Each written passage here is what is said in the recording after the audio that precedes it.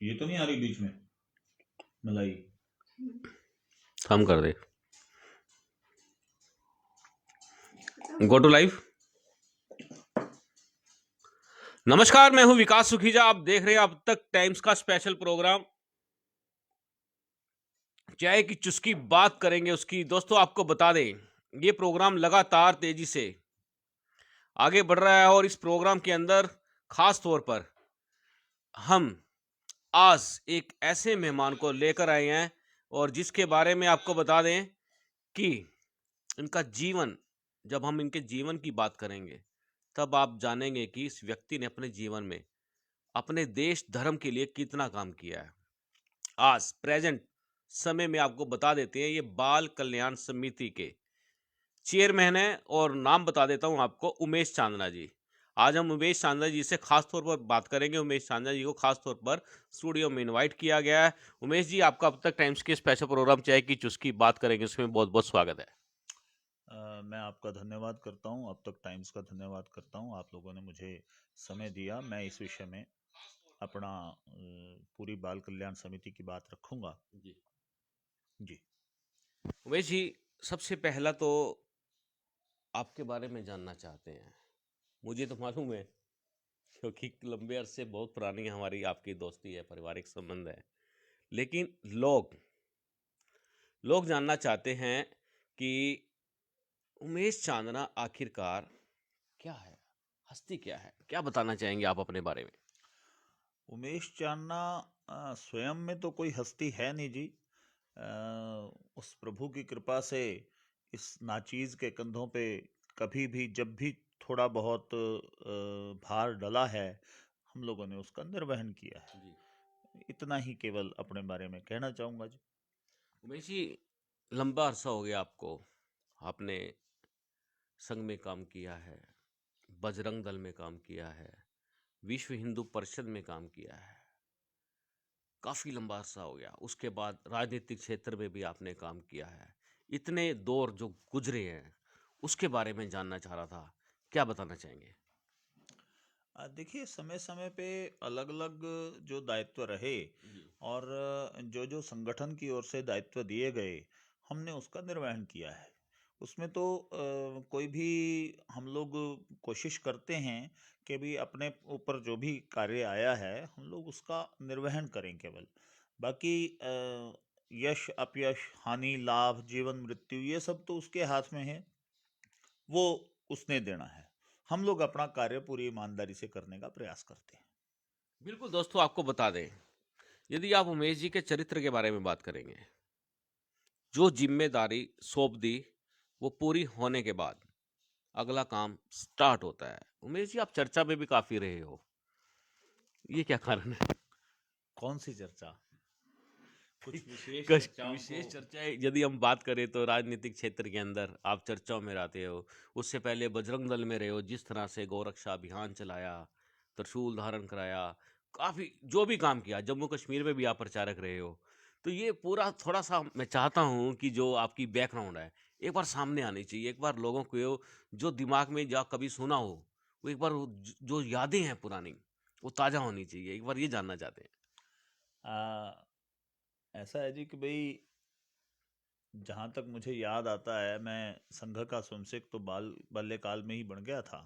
पिताजी हमारे लेकर जाते थे हमें शाखा में उंगली पकड़ के, और तब से हम संघ का संसेक होते होते संघ के जो विभिन्न दायित्व मिलते रहे, हम लोगों ने उस पर काम कर। अब उसमें सन 90 में मैं प्रचारक चला गया था आरएसएस का, और संघ की ओर से मुझे विश्व हिंदू परिषद में भेजा गया। पहले मैं संघ का प्रचारक रहा अंबाला में, उसके बाद विश्व हिंदू परिषद के नाते पानीपत में रहा। फिर मुझे जम्मू कश्मीर में भेजा गया। वहाँ जम्मू कश्मीर में काम करते हुए अनेकानेक अनुभव आए। उसके बाद मैं माननीय आचार्य गिरिराज जी किशोर और माननीय अशोक जी सिंघल दोनों का प्राइवेट सेक्रेटरी रहा। और उसके बाद करनाल वापस आया। करनाल वापस आने के बाद राजनीतिक क्षेत्र की जिम्मेवारी मिली, तो राजनीतिक क्षेत्र में काम किया। अब जो व्यक्ति काम करेगा उसके थोड़े बहुत कंट्रोवर्सीज भी होंगे और भूलें भी होंगी। लेकिन आपकी जो काम की शैली है, जो आपने कह दिया वो काम होता था। जो ये शैली है, इसको कैसे बरकरार रख पाते थे इस राजनीतिक क्षेत्र में? मैं ऐसा तो नहीं कह सकता कि भी मैंने जो कह दिया वो काम होता था। अ, मेरी तरफ से कोशिश रहती थी ईमानदारी से काम किया जाए। जब हम ईमानदारी से काम करते हैं तो उसका जो फल है वो प्रभु देना है, वो प्रभु देते ही हैं। इतना ही मुझे कहना है जी। उमेश जी, आप हरियाणा के उद्योग मंत्री शशिपाल मेहता जी के पीए रहे हैं। उस समय भी आपने काफ़ी अच्छा काम किया अपनी तरफ से। उसके बाद केंद्रीय गृह राज्य मंत्री श्री आई डी स्वामी जी के भी आप पीए रहे हैं। तो काफ़ी संगठन के लिए आप लोगों ने काम किया काफ़ी, और आपकी टीम भी काफ़ी स्ट्रॉन्ग टीम रही है। तो क्या कहना चाहेंगे, इस क्षेत्र का अनुभव क्या था? देखिए, हर क्षेत्र का अपना अनुभव रहता है। हम लोगों ने उस क्षेत्र में जब काम किया और लोगों का रिस्पांस भी ठीक मिला, हम लोगों ने ईमानदारी से जब काम करते हैं तो मेरा फिर दोबारा वही कहना है कि भी प्रभु उसका फल देते हैं। तो उस प्रभु ने उसका फल दिया। अब जो ये फल मिला आपको, जी जी। उस फल के बारे में दोस्तों एक बार आपको बता देते हैं हम लोग कि जो उमेश जी को फल मिला, हरियाणा सरकार, हरियाणा के मुख्यमंत्री माननीय मनोहर लाल जी ने पिछले कुछ दिन पहले उमेश जी को बाल कल्याण समिति का चेयरमैन चेयरमैन की जिम्मेदारी सौंपी है। ये कोई लाभ के पद नहीं होते हैं, एक जिम्मेदारी का काम होता है। टोटली उस समाज के उन लोगों की सेवा करने का काम होता है, उन लोगों को उत्पीड़न से बचाने का काम होता है, जिसके लिए बेहद ही संघर्ष करना पड़ता है उमेश जी। ये जो आपको ज़िम्मेदारी सौंपी गई है, क्या लगता है कि जो पहले की ज़िम्मेदारियाँ थी उससे कितनी ज़िम्मेदार ज़्यादा ज़्यादा ज़िम्मेदारी है ये? देखिए, इस विषय में मैं यही कहना चाहूँगा कि ये एक बहुत ही बड़ा काम है। मेरे कमज़ोर कंधों पे माननीय मुख्यमंत्री जी ने भरोसा किया, तो मैं उनका धन्यवाद भी करता हूँ। और इस विषय में जो बच्चे उत्पीड़ित हो रहे हैं, उनको बचाना, उनको रेस्क्यू करना, उनके लिए न्याय के लिए लड़ना, ये काम बाल कल्याण समिति कर रही है। कोशिश करते हैं कि अपनी नीयत ठीक रहे, और नीति तो ठीक है ही है, तो उसके अनुसार फिर ठीक से काम हो जाता है। उमेश जी, इस कार्य में प्रेशर्स भी आते होंगे, काफ़ी लोगों के दबाव भी आते होंगे, तो किस तरह से मैनेज होता है ये सब? देखिए, एक्ट के अनुसार चलना है इसमें। एक्ट के अनुसार चलते हुए जो भी प्रेशर्स आते हैं उनको उचित जवाब दिया जाता है कि जी देखिए, ये तो एक्ट के मुताबिक अगर कोई गलत चीज है तो उसको गलत कहा जाएगा, अगर कोई ठीक है तो उसको ठीक कहा जाएगा। वैसे इस पूरे पूरे जो आपकी जो ये समिति है, ये समिति काम क्या करती है, किस तरह से ये आगे बढ़ती है, और किन लोगों की हेल्प के लिए 24 घंटे तत्पर रहती है? आपकी टीम भी है, काफ़ी बड़ी टीम भी है, काफ़ी मेंबर्स भी आपको दिए हुए हैं, और प्रोटोकॉल्स भी है इसके अंदर, क्या रहता है ये सब? पूरी जानकारी जानना चाह रहे थे। देखिए, जो हमारा बाल कल्याण समिति है, वास्तव में ये एक न्यायिक पीठ है जिसमें जुडिशियल मजिस्ट्रेट फर्स्ट क्लास की पावर्स प्रदान की गई हैं पूरी समिति को। जब हम समिति के लिए बात करते हैं कि इसका काम क्या है, तो इसका काम है जो भी बच्चे उत्पीड़ित हो रहे हैं, जो भी बच्चे प्रताड़ित हो रहे हैं, जिन भी बच्चों के साथ कुछ गलत हो रहा है, उन बच्चों को न्याय दिलवाना बाल कल्याण समिति का प्रमुख कार्य है। वैसे बच्चे कौन है ये? कौन से बच्चे होते हैं? क्या चैप्टर क्या है ये? देखिए, बच्चा वो है, हमारे जो संविधान में बताया गया है कि बच्चा वो है जो 18 साल से नीचे है। जी। प्रत्येक वो बच्चा जो भी उत्पीड़न का शिकार है, उसकी देखभाल एवं संरक्षण के लिए बाल कल्याण समिति बनाई गई। अब प्रश्न ये उठता है कि भाई, एक एक्ट पहले से लागू था, उसमें अमेंडमेंट क्यों किया गया? और उसमें अमेंडमेंट करके 2015 में जब अमेंडमेंट किया गया तो उसमें जेजे एक्ट को पूरी तरह से लागू किया गया। उससे पहले एक जब बच्चों के लिए अलग से कोई कानून जिसको कहते हैं वो नहीं था। अभी ये जो हम बात करते हैं जेजे एक्ट की, जी। तो जेजे एक्ट में लड़का हो या लड़की, जी। इसका कोई भेद नहीं है। ये जेंडर न्यूट्रल एक्ट है। जी। हम लोग इसमें केवल और केवल बच्चों की ही बात करेंगे, उसकी लिंग भेद की कोई बात नहीं रहती है। कोई भी लड़का हो, कोई भी लड़की हो, जिसको देखभाल और संरक्षण की आवश्यकता है, वो बच्चा हमारे पास आएगा। हम लोग खुद उसके पास जाएंगे। हमें ज्यों ही पता लगेगा, हम लोग तुरंत उसका निवारण करने का प्रयास करेंगे, उसके दुख का कारण जानकर उसका निवारण करने का प्रयास करेंगे। उमेश जी, एक देश में मैं कहूँगा काफ़ी बड़ा दुर्भाग्य है, गरीबी बहुत है। और जो गरीब परिवार के बच्चे होते हैं अपनी स्वैच्छिक इच्छा से 15 साल में, 14 साल में, 13 साल में चाइल्ड लेबर जिसको बोलते हैं, वो अपना काम कर देते हैं अपना घर परिवार चलाने के लिए। वो स्वैच्छिक से होता है। और कुछ बच्चों से जबरदस्ती जबरन कराए जाते हैं काम। तो इन दोनों में क्या फ़र्क है?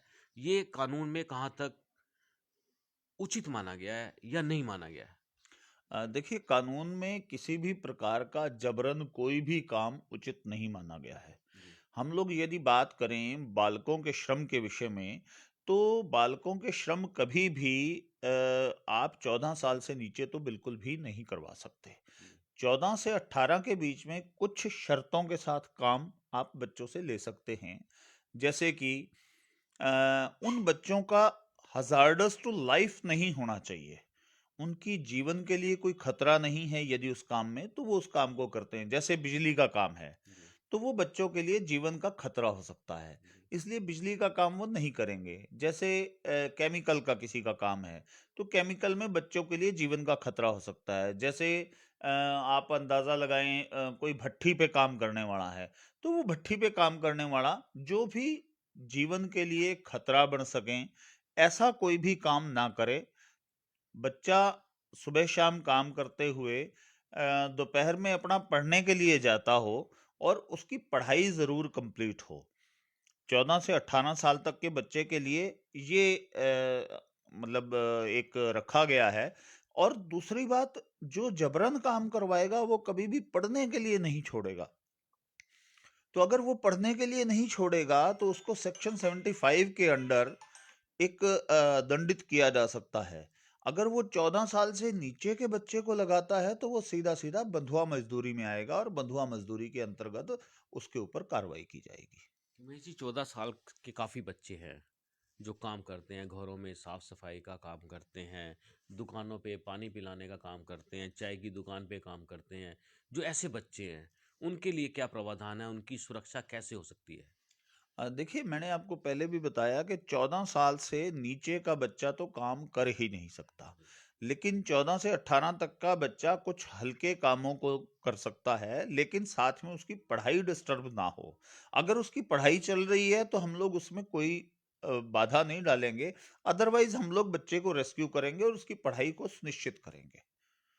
उमेश जी, एक बड़ा सवाल और जो सामने निकल के आ रहा है कि अगर हम चुराव की बात करें तो वहाँ जो कुछ पेरेंट्स होते हैं, बड़े नीडी बड़े गरीब होते हैं, अपने बच्चों से भीख मंगवाते हैं। आपने काफ़ी बच्चे रेस्क्यू किए हैं, उनको आपने वहाँ से छुड़वाया है।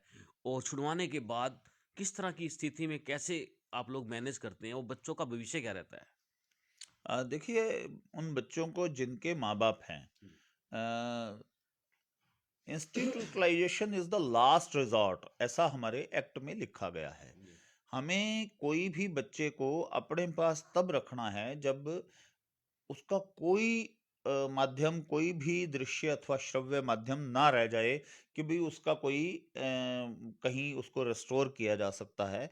तब हम उसको अपने बाल कल्याण केंद्र यानी चाइल्ड केयर इंस्टीट्यूट में रखते हैं। अदरवाइज उन बच्चों को उसके माता पिता के हवाले किया जाता है और ये चेतावनी साथ में दी जाती है कि अगर आपने दोबारा से बच्चों को काम पे लगाया या भीख मंगवाई तो उसके लिए जो भी कानूनी प्रावधान है वो आपके ऊपर लागू किए जाएंगे। बिल्कुल उमेश जी, आपको बता दें दोस्तों कि आज हमारे साथ बाल कल्याण समिति के चेयरमैन उमेश चांदना जी हैं। इनसे हम जो सवाल कर रहे हैं चाय की चुस्की में, आपको बता दें चाय की चुस्की का जो ये प्रोग्राम है, इसमें हमारा उद्देश्य सबसे बड़ा यही है कि आपके लिए बेहतर जानकारियां सामने लेके आए। उमेश जी, आपसे मेरा प्रश्न ये बनता है कि जो ये बच्चे काम करते हैं और काम करने के बाद उनके साथ उनको मजदूरी नहीं देते, लोग काम करवा लेते हैं। मान लो 100 रुपये रोज का काम होता है, 50 रुपये दे देते हैं, प्यार से थप्पड़ मार के भगा देते हैं। इस तरह के कितने केसेस सामने आते हैं? देखिए बड़ा अच्छा आपने प्रश्न उठाया है। इस विषय में मैं एक बात चेतावनी के रूप में लोगों को बता देना चाहता हूँ कि इस बात को हल्के में ना लें। उनके ऊपर दंडात्मक कार्रवाई के प्रावधान बहुत सारे हैं, जिसमें उनको दंड दिया जा सकता है। किसी भी हालत में किसी भी बच्चे की मजदूरी को ना मारें। अगर कोई बच्चा मजदूरी कर रहा है तो वो किसी बहुत ही अम, भीषण परिस्थितियों का शिकार है, तभी जाकर वो घर से बाहर निकलकर मजदूरी कर रहा है। मजदूरी में भी वो जिन कामों को अलाउड है उसको वो करे, उसके अलावा वो काम नहीं करवाए जा सकते जो दूसरे मैंने आपको बताया, जैसे कि जो जीवन का खतरा है जिन कामों में, वो दूसरे काम नहीं करवाए जा सकते। अगर कोई इन सब में भी उन बच्चे के साथ अन्याय करता है तो बच्चा तुरंत हमारे पास आ सकता है, हम लोग तुरंत उस बच्चे की पूरी मदद करेंगे। उमेश जी, अभी केंद्र सरकार ने एक विधेयक लेके आए हैं, ऑर्डिनेंस पास हुआ है कि जो लड़कियों की आयु 18 थी शादी के लिए, अब उसको 21 कर दिया गया है। इससे आप कितने सहमत हैं? क्या समाज को कितना लाभ मिलने वाला है?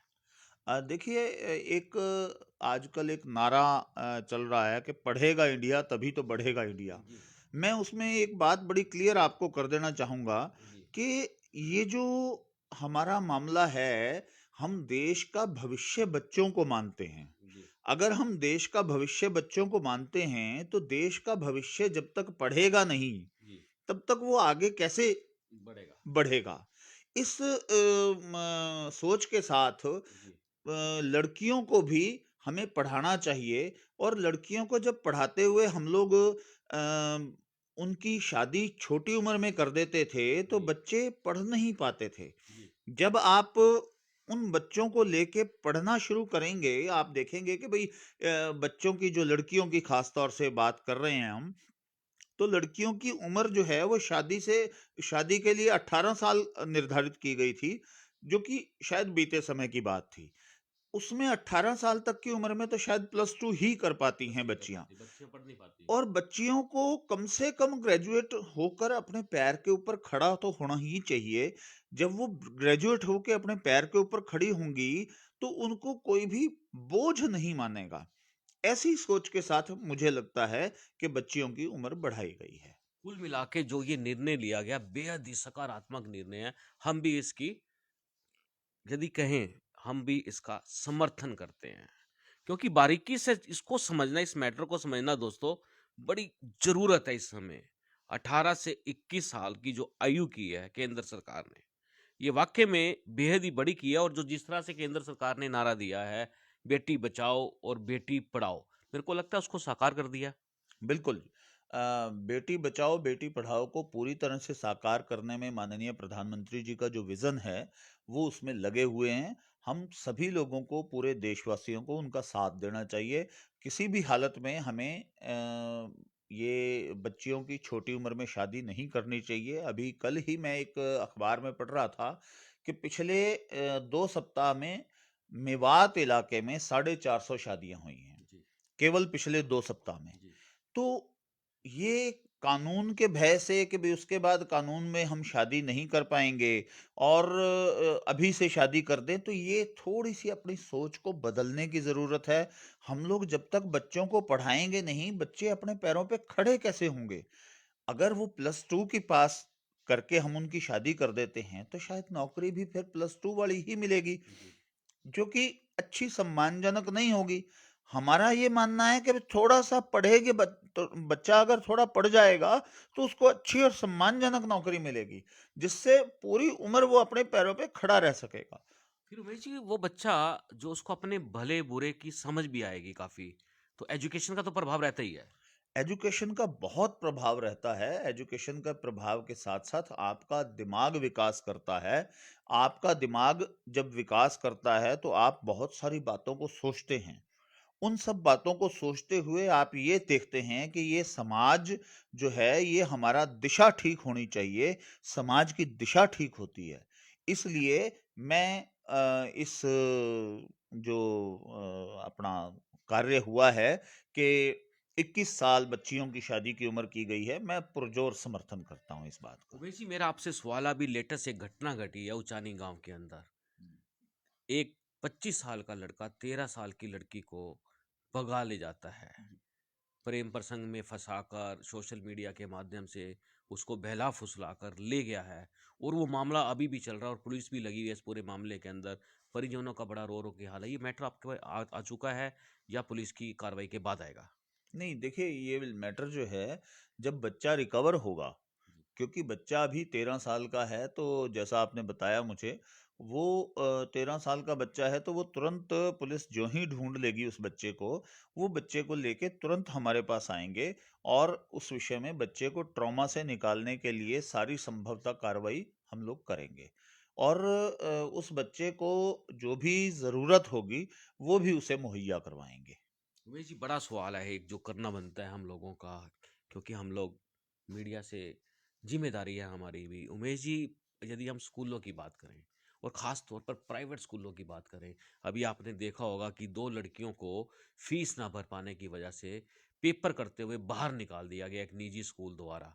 और बच्चों का जो स्कूलों में उत्पीड़न हो रहा है, लगातार उत्पीड़न हो रहा है कि फीस लेने के लिए टेस्ट के बहाने बना लेते हैं, फिर टेस्ट के रिजल्ट देने के बहाने से एक्सटॉर्शन कह सकते हैं कि पैसे मंगाना, फीस मंगाना। कोरोना काल के अंदर हर आदमी प्रभावित हुआ है। तो इस तरह के केसेस कितने अपने पास आ चुके हैं और जो अभी एक लेटेस्ट मामला जो चल रहा है, उसकी क्या स्थिति है?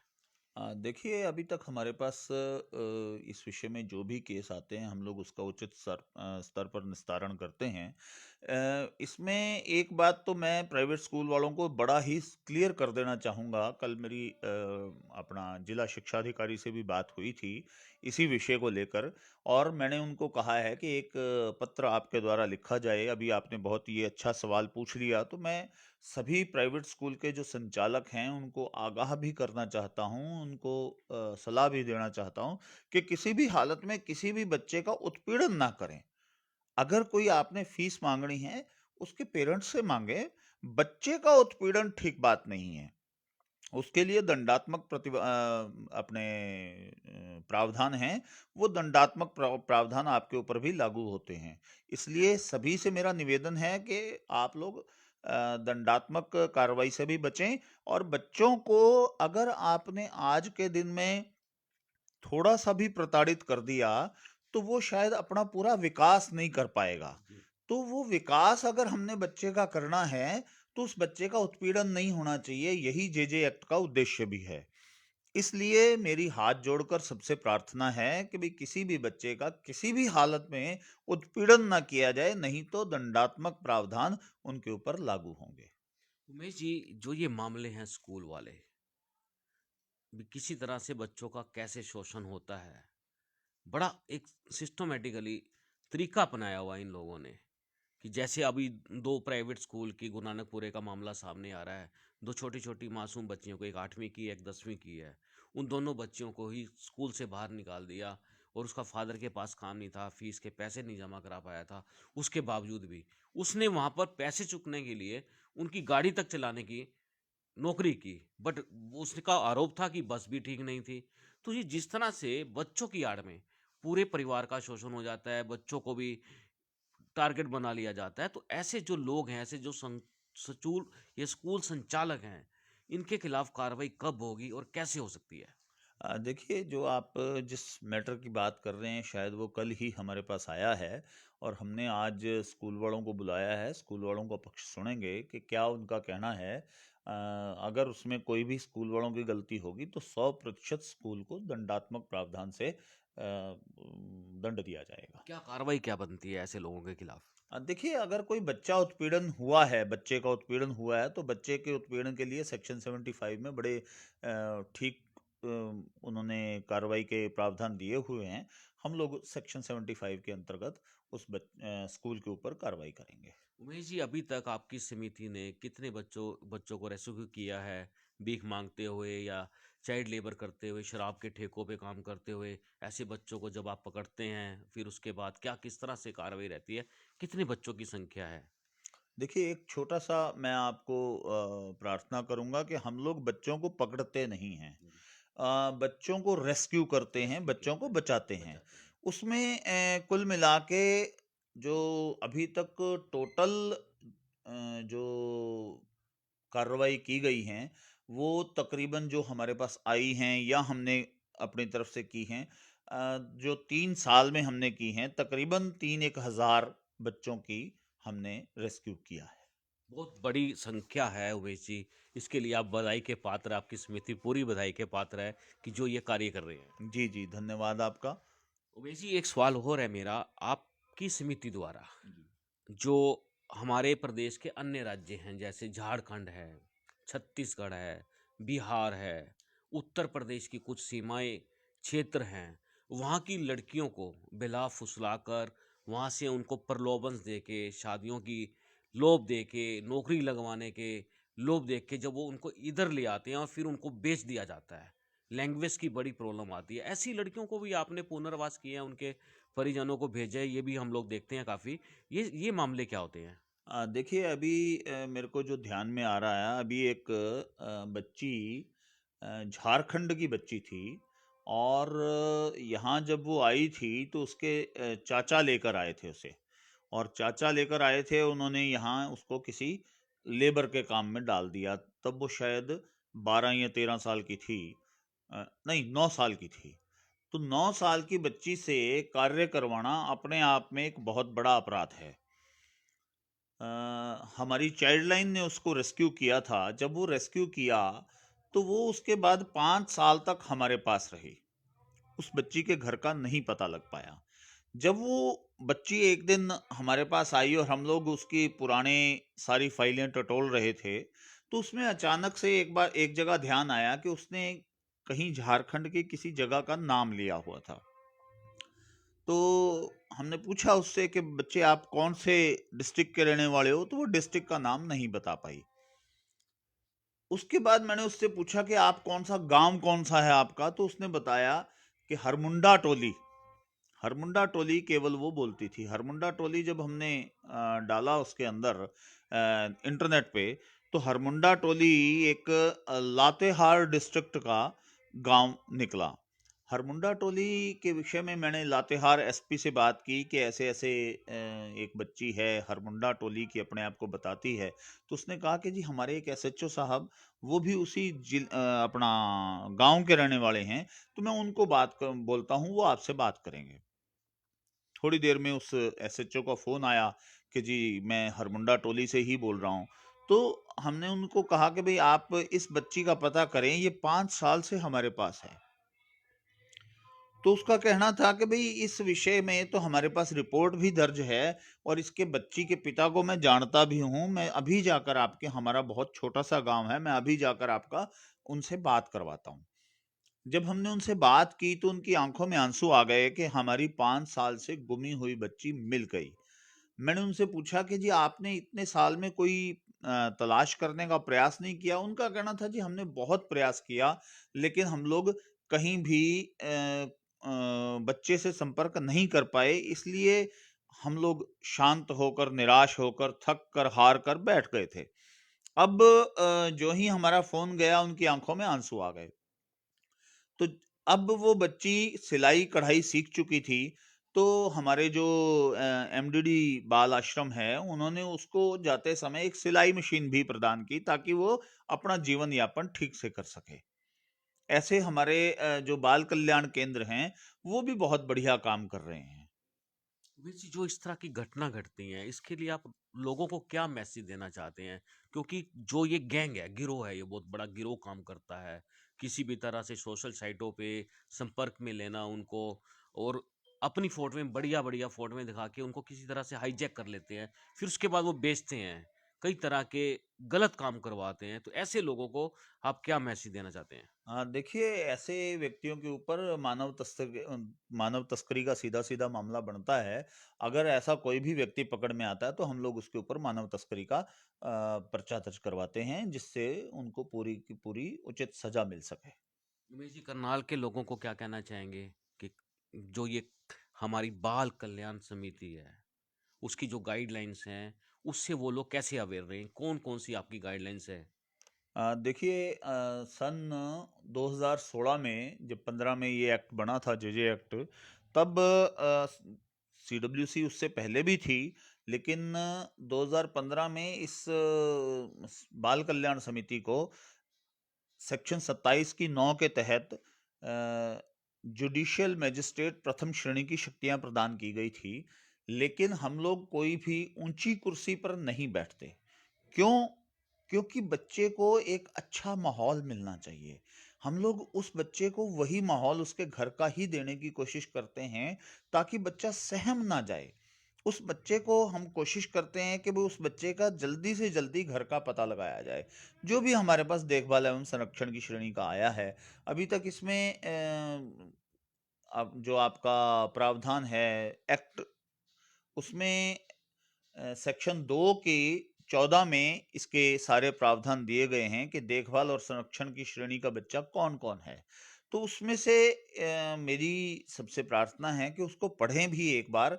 शायद 12 पॉइंट हैं उसमें, और 12 पॉइंट को पढ़ के याद रखना भी कोई दिक्कत वाली बात नहीं, जिससे बच्चा देखभाल और संरक्षण की श्रेणी का बन जाता है। उन बातों को याद रखें और उन बातों को बच्चे के साथ ना दोहराएं। ऐसी मेरी करनाल के लोगों से प्रार्थना है। उमेश जी, एक सवाल हम लोगों का, हम हमारे कुछ लोगों द्वारा हो जाता है, अनजाने में खबरें चल जाती हैं। क्योंकि जब नाबालिग लड़की के इंसिडेंट होते हैं तो उस समय वो खबरें चल जाती हैं, बाद में पर्चे दर्ज हो जाते हैं, चुपचाप पता नहीं लगता पत्रकारों के खिलाफ भी।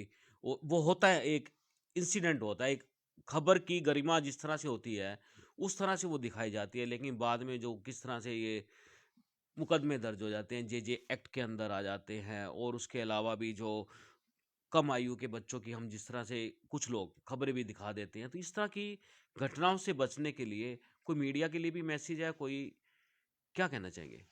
देखिए, मैं मीडिया से अनुरोध करना चाहूँगा कि प्रिंसिपल ऑफ इक्वलिटी, ये बराबरी का सिद्धांत उन बच्चों के पास भी है और वो इसका पूर्ण रूप से प्रयोग कर सकते हैं। यदि कोई बच्चा अपनी फोटो नहीं देना चाहता हो और हम लोग उसकी फोटो छाप दें, तो उस बच्चे का ऐतराज उठाना स्वाभाविक है। इसी तरह से जो बाल कल्याण समिति है, जितने भी आश्रमों में रह रहे बच्चे हैं अथवा कोई भी जो देखभाल एवं संरक्षण की श्रेणी का बच्चा है, उसका बाल कल्याण समिति अपने आप में अभिभावक है। तो अभिभावक यदि ना चाहे तो कोई भी किसी के बच्चे की फोटो नहीं छाप सकता। ये मेरी मीडिया के साथियों से अनुरोध है कि वो जब भी कवरेज करने जाएं, किसी भी हालत में देखभाल एवं संरक्षण की श्रेणी का जो भी बच्चा है, उसकी फोटो बिल्कुल ना तो दिखाएं ना ही छापें। अदरवाइज उनके ऊपर भी दंडात्मक कार्रवाई के प्रावधान किए जा सकते हैं। वैसे उनकी पहचान को भी बड़ा लुप्त रखना जरूरी है, नहीं तो जी। पोस्को लग जाएगा, पोस्को के भी मुकदमे दर्ज हो जाते हैं। हमारे कुछ साथियों के खिलाफ हुए भी हैं। देखिए, पॉक्सो एक अलग मामला है। पॉक्सो कभी अच्छा, भी, रेप के केसेस क्या आते हैं जिस तरह के? हाँ, पॉक्सो के केसेस पत्रकारों के ऊपर नहीं दर्ज होते। उनके ऊपर सेक्शन 74 की कार्रवाई के प्रावधान हैं। सेक्शन 74 में 6 महीने तक की कैद है। लेकिन मेरी ये तमाम मीडिया के साथियों से भी हाथ जोड़कर अपील है कि भाई किसी भी हालत में वो देखभाल एवं संरक्षण की श्रेणी का जो बच्चा है, उसके किसी भी हालत में उसकी फोटो ना छापें, ना दिखाएं। अदरवाइज उनके ऊपर कार्रवाई के प्रावधान हैं। बिल्कुल दोस्तों, आपको बता देते हैं, हम भी खुद भी इस तरह की जब खबरें समाज में उजागर होती है तो उस समय जो पीड़ित है, पीड़िता की फोटो नंबर एक बात हमें नहीं दिखानी चाहिए। नंबर दो, उसकी पहचान को पूरी तरह से गुप्त रखना बेहद ही जरूरी है। आपको बता दें, यदि वो किसी गांव की है तो आप बिल्कुल भी उस गांव का नाम मत लें, हल्के का नाम मत लें। आप पूरा जिले में दिखा सकते हैं कि जिले में घटना इस तरह से घटी है उमेश जी, तो हम लोग उसकी पहचान, ताकि उसकी जो गरिमा है, उसके साथ जो पहले ही इतना बड़ा उत्पीड़न हो चुका है, वो याद आना हो। उमेश जी, मैं जाते जाते आपसे सवाल है, ये हमारी जो चाय की चुस्की का प्रोग्राम है, कैसा लगता है? आप लगातार देखते हैं इसको? जी, मैं लगातार आपका कार्यक्रम देख रहा हूँ और करनाल के जो लोगों को आप सब लोगों से मिलवा रहे हैं, बहुत ही बढ़िया बात है। उन लोगों का जीवन परिचय जो सबको हो रहा है, ये बहुत ही बढ़िया बात है। इसके लिए आप बधाई के पात्र हैं। मैं आपको बधाई देना चाहता हूँ। जी उमेश जी, आपने हमसे बात की, आपका बहुत बहुत धन्यवाद है। आपका धन्यवाद है। दोस्तों, जाने से पहले आपको बता दें, ये चाय की चुस्की का प्रोग्राम जाने से पहले एक मैसेज मैं आपको दे देता हूं। अभी कल शाम को ही डिप्टी कमिश्नर करनाल ने एक प्रोजेक्ट के तहत आपको बता देते हैं, करनाल को एक अंतरराष्ट्रीय स्तर पर क्रिकेट का स्टेडियम मिलने जा रहा है और ये स्टेडियम दाहा में बनेगा। लगातार करनाल की जो दिशा और दशा है, दोनों तेजी से बदल रहे हैं, तेजी से डेवलपमेंट्स हो रही हैं। हम आपको ये भी दिखाएंगे कि कौन कौन सी डेवलपमेंट्स किस तरह से आ रही हैं। और एक बड़ा मामला आपको बता दें, रामनगर में भी नाइट मार्केट खोलने का काम शुरू हो चुका है, उस पर भी ऑर्डर्स जारी कर दिए हैं, जगह ढूंढी जाएगी और फिर वहां पर नाइट मार्केट खोली जाएगी। आप देख रहे हैं अब तक टाइम्स, मैं हूं विकास सुखीजा। नमस्कार, जय हिंद, जय भारत।